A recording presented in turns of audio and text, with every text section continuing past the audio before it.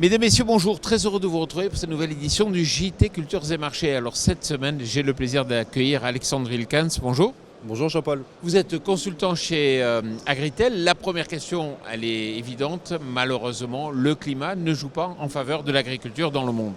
Oui, effectivement Jean-Paul, avec tout ce qui se passe sur la géopolitique, on a tendance à oublier ce qui se passe du côté climatique. Alors, quand on regarde sur l'hémisphère sud, on est à quelques semaines des récoltes de blé actuellement. On a du côté de l'Argentine des conditions hydriques qui sont très très faibles, des conditions sèches qui sont marquées depuis quelques mois. Et donc, à quelques semaines des récoltes, on se retrouve avec des conditions de culture qui sont très très faibles sur l'Argentine.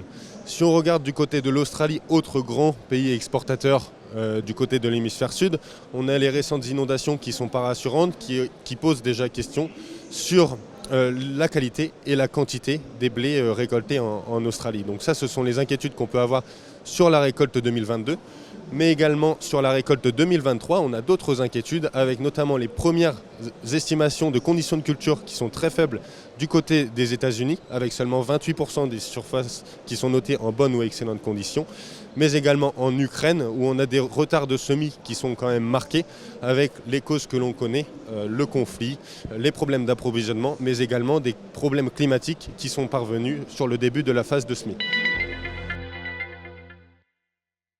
Et les semis de maïs en Argentine, c'est pas vraiment favorable non plus? Alors on en a parlé pour le blé, des conditions de culture sur le blé qui inquiètent. La situation est similaire sur le maïs. On est en pleine période de semis sur les maïs.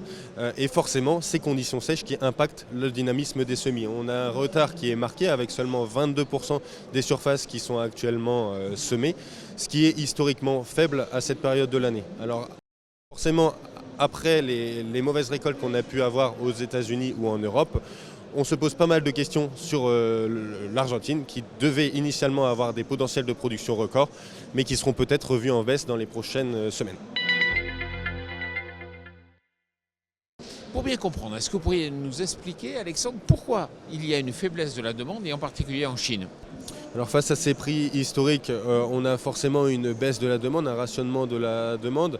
On le voit sur la consommation animale, que ce soit en France ou dans le monde, mais également sur le dynamisme de la demande à l'échelle mondiale, avec le principal protagoniste qui est la Chine, qui importe beaucoup depuis quelques années et qui a fortement ralenti ses achats, justement à cause de ces problèmes économiques et puis ces prix historiques. 1,85 million de tonnes, c'est l'estimation d'exportation de colza chez les principaux exportateurs sur le mois d'octobre. Alors avec l'arrivée des récoltes au Canada, on a vu des exportations qui se sont bien accélérées.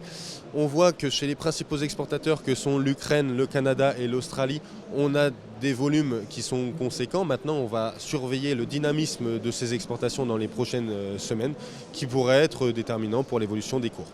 Merci Alexandre. Merci à vous.